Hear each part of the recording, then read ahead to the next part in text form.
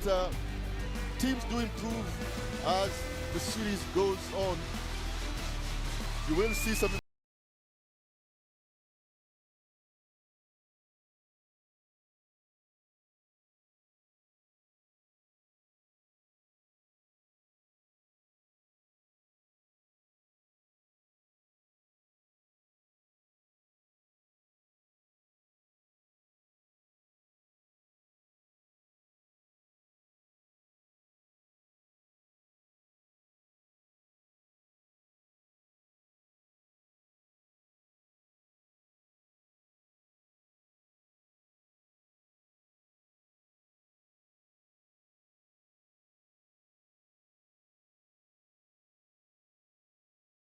sponsored by Smart.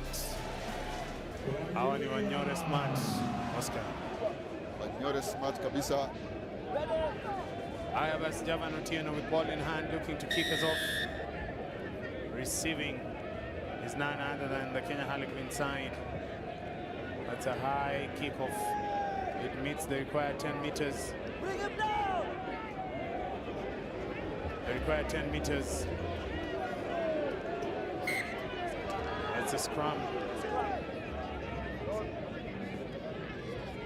in favor of Kenya Harlequins. Kenya Harlequins with the early possession. The Wild, Lucky.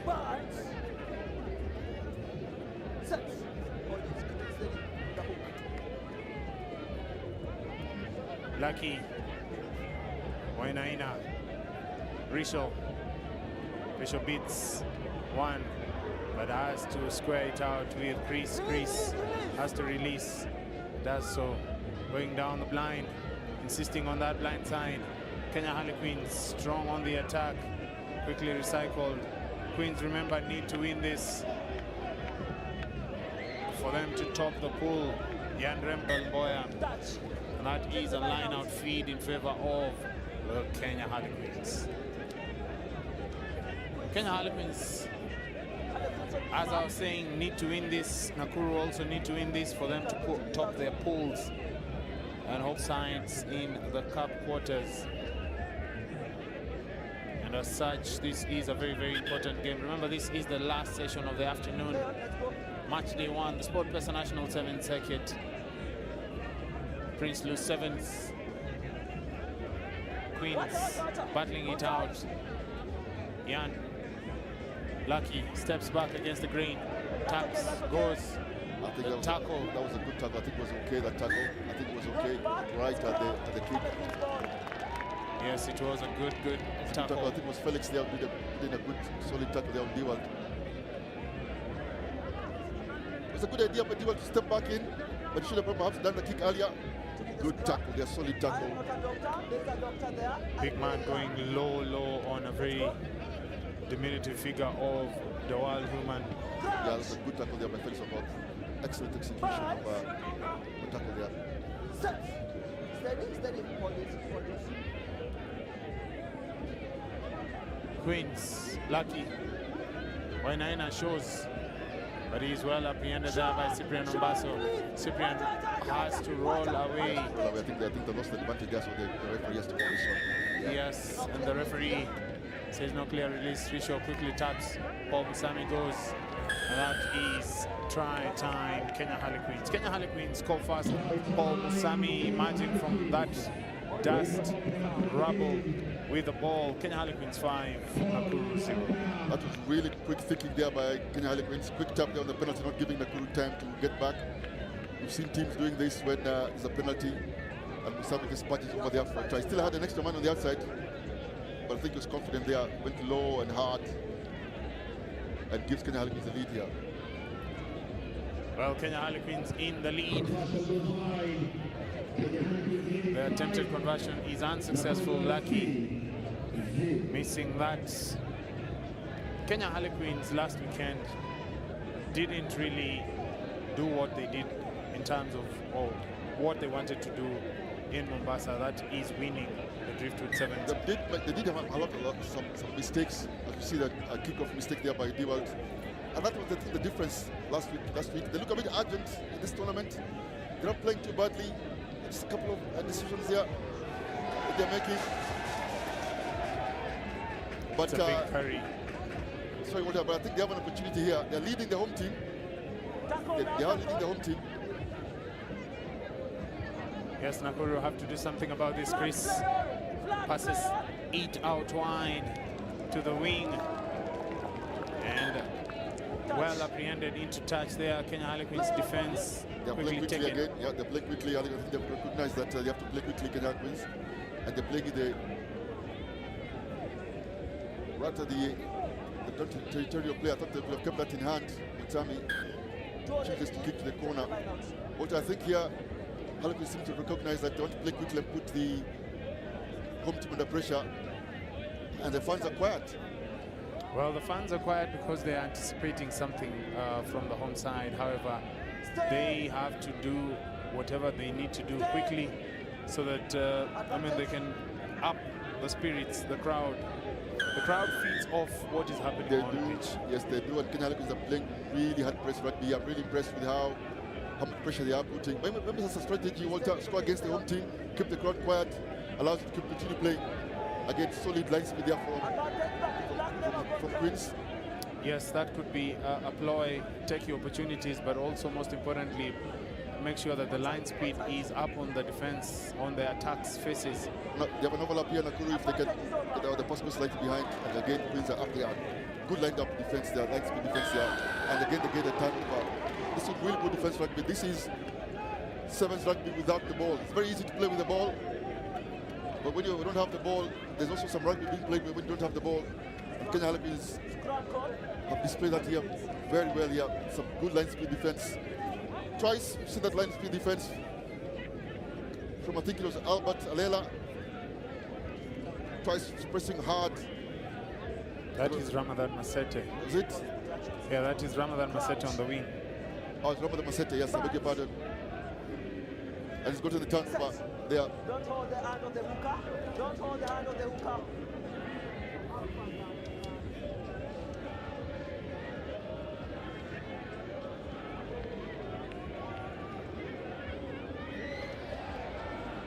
Advantage for the knock-on. I'm playing the knock-on here. We are watching. Scrum.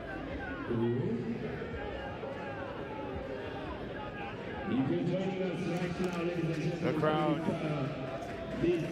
definitely awaits Nakuru RFC to strike. However, Kenya Harlequins have ideas of their own. Just looking for Nakuru to execute from deep.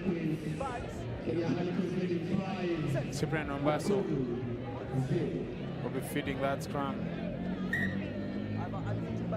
That is an early hook there by Kenya Harlequins. Kenya Harlequins need to drop the ball and make 10 meters. Quick tap. Nakuru, Wilson Makete, Cyprian. Beg your pardon, that is Chris Ojuang. Giving it to his gasman on the outside, who eventually passes it to Chris. A loop around. Cyprian goes, passes and goes, bundled into the ground. Nakuru looking for big contact on the outside channels. Kenya Harlequins defending and of course counteracting for their lives. Big tackles there. You can see bodies lying all over. The intent. I did mention that Kenya Harlequins here playing defensive rugby without the ball. This is a real good show of display of rugby here for viewers. If you're always watching rugby, especially where the ball is, I think this is a good example to watch rugby. Felix there taken, tackled, bundled into the ground. Good defense here by Kenya Harlequins. They don't have the ball, but they're not panicking. They don't have the ball, but they are playing really hard here. Mutsami there on the rack, and they continue with the defense even when they seem to be running out of numbers. Really good defense. I'm impressed with the Kenya Harlequins defense. Yes, Kenya Harlequins defending very strongly there, as the clear images show that as we head into halftime. The halftime scores: Kenya Harlequins 5, Nakuru call line. Kenya Harlequins will be kicking us off in the second half, and we'll be keen to see if that intensity in the first half, the line speed, the tackles, and of course the defense, as Kenya Harlequins have been doing that in the first half, will There it continue goes in the again, second half. Yeah, that was again another huge shot there by Queens. You have to be a bit patient here because there's an overlap. Flag play on. That Chris. The big man just loses his footing there, and Harlequins are quickly on the ball there by Dual Kuma. Yes. Again, Harlequins convert defense here to the opportunity. That's what they've been doing since the first half. Yes. And again, they play quickly. Walter, this is the script that the Harlequins have used from the first half. Try time. Put speed, line speed on the defense, from the defense, and then play quickly when you get a penalty. Yes, definitely that is Kenya Harlequins, and that is none other than number 23 on the back. That is Franklin Mukaisi, number 22 on the back for the Kenya Harlequins side, scoring and celebrating. Kenya Harlequins have been very, very strong. They've denied Nakuru an opportunity to play, whether it's ruck time, whether it's scrum time, whether it's open play. It's been a very, very hard task for Nakuru RFC to play here. Now, this is some tactical sevens rugby here, Walter. They're kicking off, they don't have the ball, but they're working really, really hard. Remember the primary need for you once you don't have possession is to get the ball back. That's the primary goal. Oh, it's a poor landing. It's an extremely poor landing. Unfortunate landing there. It's unfortunate landing. I think the medics will get it very quickly. He doesn't have to move. It's a good contest with the ball there. But they played good contest. Dave Moura. Just landed badly. Yeah. But it's a fair contest in my view. I know the referee is consulting with his assistant. I think just unfortunate moment there. I don't think it was intentional from the Nakuru player. We do have the replay, and in a few probably we'll be having that just to see that last action there as Dave Moura gets A Queen's player in a realistic position to catch the ball. A Green player not in a realistic position to catch the ball. I am telling you the facts of what I have in mind. I am telling you the facts of my no, from my end. He saw something different. I am seeing something. I don't have the number, otherwise I'd given out a yellow card. So I'm just going to give a penalty. He's getting agitated. Just listen to the referee. I think there's a good contest there from the ball. As the referee is trying to explain there, the Nakuru player was trying to be defensive. I'm feeling guilty. I think just a penalty is enough. I agree with the referee there. I agree with the officials. I think both were going to contest. It's an unfortunate fall.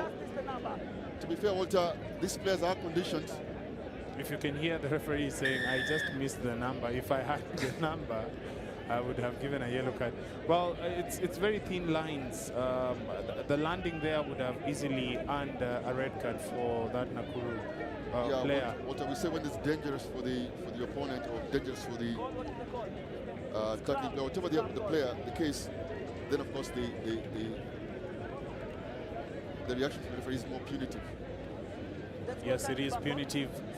Kenya Harlequins looking to turn that opportunity into some 5 points, and that is Lucky looking to feed the scrum.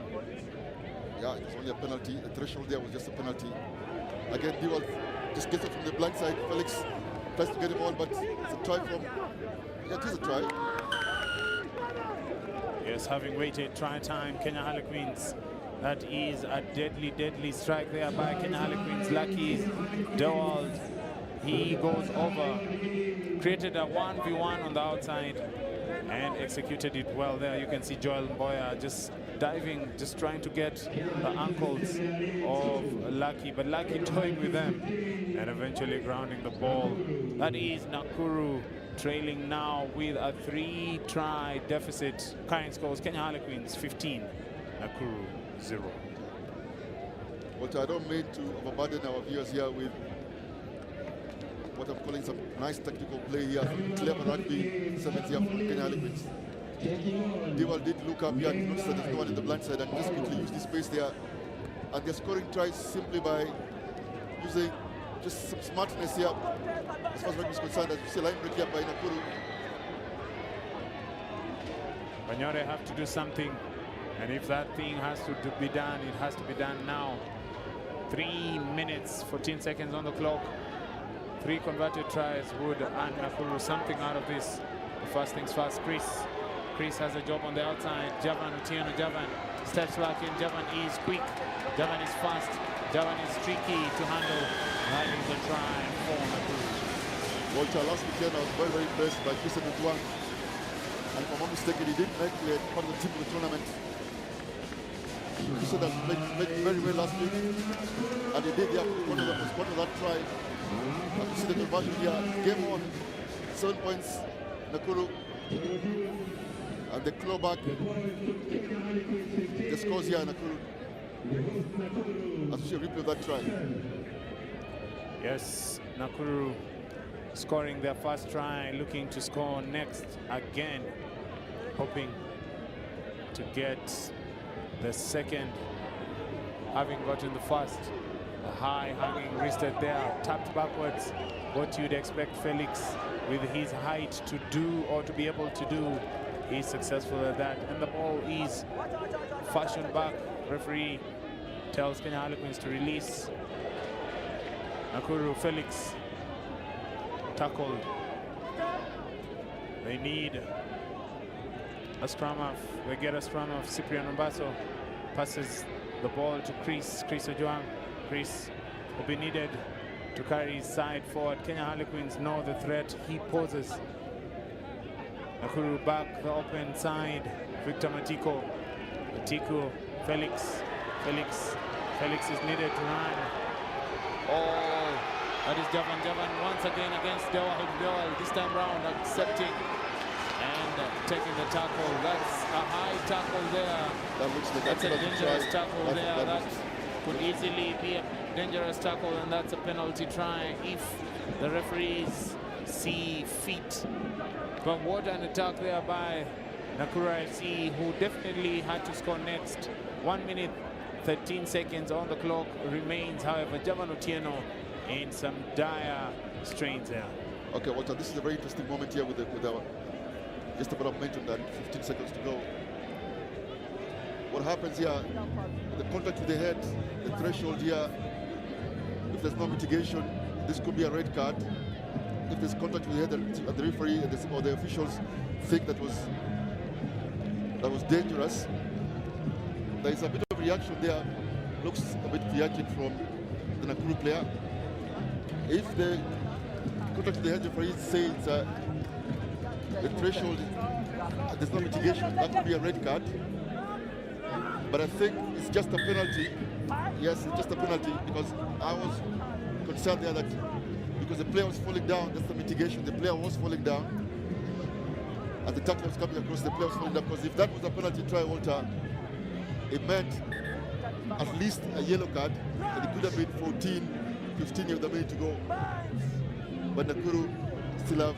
I still think that should have been a penalty try. You can try and convince me that much you can, but it was just a few meters away from the try line, so that meant that was a try scoring opportunity that they didn't take. I do agree.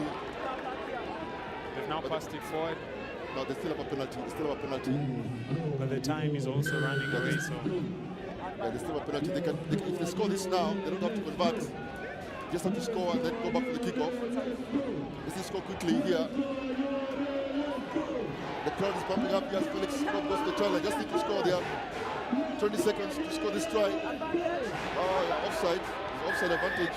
Do they take the 3 now and then come back for... Oh, yes, that's a good question. That's a good question. The clock needs to stop here. The clock needs to stop. This clock needs to stop, I think, because they do have at least 15 seconds, Nakuru. And the clock here needs to stop, because the referee is having a word here. He's issuing a yellow card.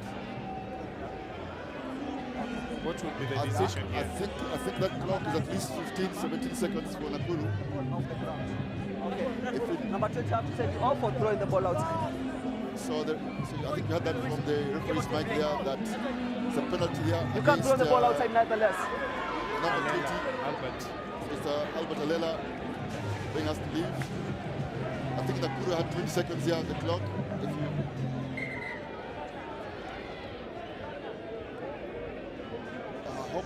I hope the timekeeper here is conscious. There was at least 15 seconds by my count.